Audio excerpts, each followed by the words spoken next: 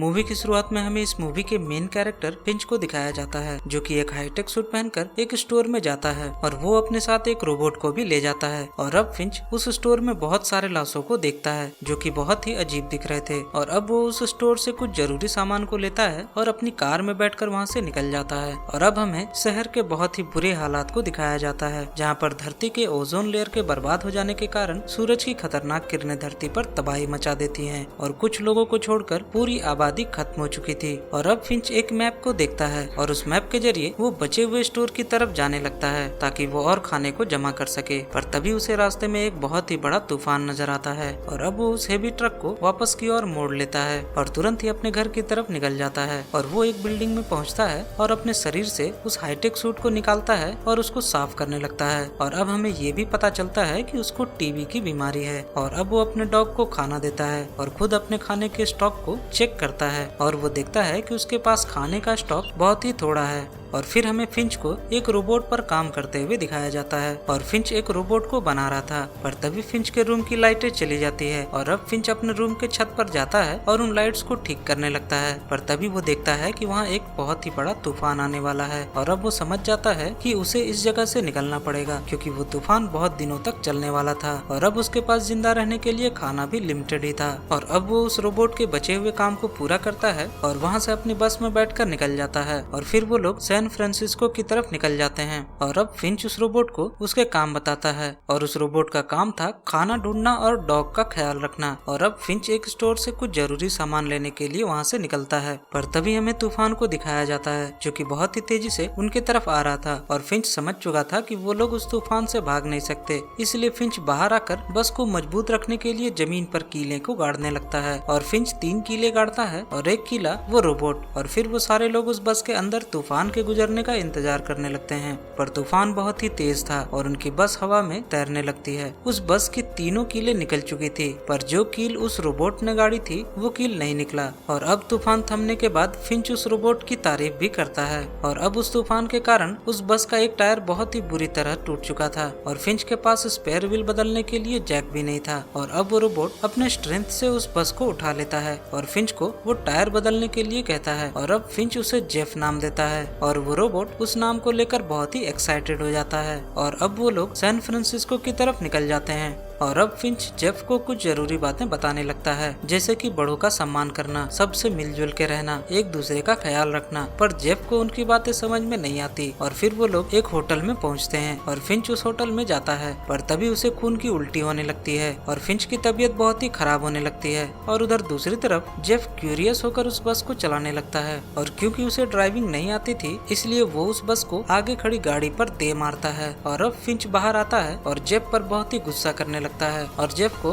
वापस से गाड़ी को अंधेरे में लाने को कहता है। और अब फिंच जेफ को अपना हाथ सूरज की रोशनी में निकाल कर दिखाता है और जेफ से कहता है कि सूरज की खतरनाक किरणें उसके शरीर को जला देंगी। और अब फिंच एक बार फिर से जेफ को बहुत ही डांटने लगता है और जेफ उदास हो जाता है और अब वो लोग वहाँ से निकल जाते हैं। और आगे फिंच जेफ को बस चलाने सिखाता है और अब जेफ फिर धीरे धीरे गाड़ी चलाना सीख जाता है और अब फिंच बहुत ही खुश हो जाता है। थोड़ी दूर चलने के बाद वो लोग रात के समय में एक जगह पर रुकते हैं और अब फिंच जेफ को कुछ और बातें बताता है और वो कहता है कि ओजोन लेयर के बर्बाद होने के बाद दुनिया बहुत ही मतलबी हो गई थी और अब इंसानों पर भरोसा नहीं रहा था, क्योंकि बचे हुए इंसान अपने फायदे के लिए दूसरे इंसान को नुकसान पहुंचाने से पीछे नहीं हटते। और इतना कहकर फिंच सोने चला जाता है और अब जेफ बाहर ही रात गुजारता है और उसके मन में बहुत सारे सवाल उठ रहे थे। अगली सुबह फिंच की तबीयत बहुत ही खराब हो चुकी थी और उसे बहुत तेज बुखार होता है और अब फिंच सो जाता है और जेफ यहाँ उसकी मदद करता है। और ऐसा करता देख फिंच का डॉग उसे देख रहा था। फिर वो लोग आगे बढ़ते हैं और जेफ एक मॉल में पहुंचता है और वहाँ खाना जमा करने लगता है। पर तभी फिंच की नींद खुल जाती है और वो अपने आप को इस जगह में देखकर बहुत ही डर जाता है और तुरंत ही सूट पहनकर जेफ को वापस बस में बुलाता है और जेफ को यहाँ से निकलने को कहता है और वो लोग वहाँ से निकल जाते हैं। पर तभी हमें उनके पीछे एक गाड़ी को दिखाया जाता है जो कि उनका पीछा करने लगता है और अब जेफ बहुत ही तेजी से गाड़ी को भगाने लगता है और फिंच एक गन निकाल कर रेडी हो जाता है ताकि अगर वो लोग उन पर हमला करे तो वो अपना बचाव कर सके। थोड़ी देर ड्राइव करने के बाद रात हो जाती है, पर वो गाड़ी उनका पीछा नहीं छोड़ता और अब फिंच जेफ को गाड़ी को एक टनल में ले जाने को कहता है और वो लोग उस टनल में थोड़ी देर के लिए छुप जाते हैं और फिलहाल के लिए वो लोग बच चुके थे। थोड़ी देर बाद फिंच बस से बाहर आता है और अपने बस के ऊपर लगे सोलर पैनल को टूटा हुआ देखकर बहुत ही दुखी हो जाता है, क्योंकि उसी सोलर पैनल से गाड़ी के कुछ मशीन्स काम करते थे और अब वो लोग आगे नहीं जा सकते। पर तभी जेफ यहाँ उसे कहता है कि आप घबराइए मत, मैं सब ठीक कर दूंगा। पर फिंच जेफ पर बहुत ही चिल्लाता है और कहता है कि तुम्हें कोई बात समझ में नहीं आती और समझ में आएगी भी कैसे, तुम तो एक रोबोट जो ठहरे। और अब जेफ बहुत ही दुखी होता है और तभी वहाँ बारिश होने लगती है और जेफ बारिश में खड़ा होकर भीग रहा होता है। थोड़ी देर बाद फिंच उसे अपने डॉग के बारे में बताने लगता है और कहता है कि जब पहली बार ओजोन लेयर बर्बाद हुआ था तब सारे लोग ये सोच रहे थे कि कोई बात नहीं, बहुत जल्दी ये सब कुछ ठीक हो जाएगा। पर वहीं कुछ लोग जानते थे कि अब कुछ भी ठीक होने वाला नहीं है और फिर वो सारे लोग खाने पीने की चीजों को जमा करने लगे और मैं भी यही कर रहा था। और फिर एक दिन एक मॉल में मैंने एक छोटी सी बच्ची को देखा जिसके पास एक गन थी और उसकी मदर ने उसे ये गन देकर कहा था कि अगर कोई भी तुम्हारे पास आए तो तुम उसे शूट कर देना। पर तभी वहाँ बहुत सारे बुरे लोग आ जाते हैं और वो उस नन्ही सी बच्ची को मार डालते हैं और मैं वहाँ पर कुछ भी नहीं कर पाता क्योंकि उनके पास बहुत सारे हथियार थे। थोड़ी देर बाद जब मैं वहाँ जाता हूँ तो मुझे उस बच्ची की लाश के बगल में डॉग मिलता है और तब से मैं और उसका डॉग दोनों साथ साथ रहते हैं और इसलिए मैंने तुम्हें भी बनाया है ताकि मेरे मरने के बाद तुम इसका ख्याल रख सको। सुबह होते ही वो लोग सैन फ्रांसिस्को की तरफ निकल जाते हैं और जेफ बस चला रहा था कि तभी उसे बस के बाहर तितलियां नजर आती हैं और अब जेफ फिंच को उन तितलियों के बारे में बताता है क्योंकि वो तितलियां बाहर में खतरनाक यूवी रेज में सरवाइव कर रही थी। और टेस्ट करने के लिए फिंच अपने हाथ को बाहर की ओर निकालता है और देखता है कि उसके हाथ नहीं जल रहे थे और ये देखकर वो बहुत ही हैरान हो जाता है और थोड़ी देर में उसे समझ में आ जाता है कि शायद ओजोन लेयर वापस से ठीक हो गई है, इसलिए अब वो लोग बाहर में धूप के कारण नहीं जल रहे थे। और अब फिंच के खुशी का ठिकाना नहीं होता और वो इस माहौल को फील करने लगता है और अब वो लोग आगे बढ़ जाते हैं।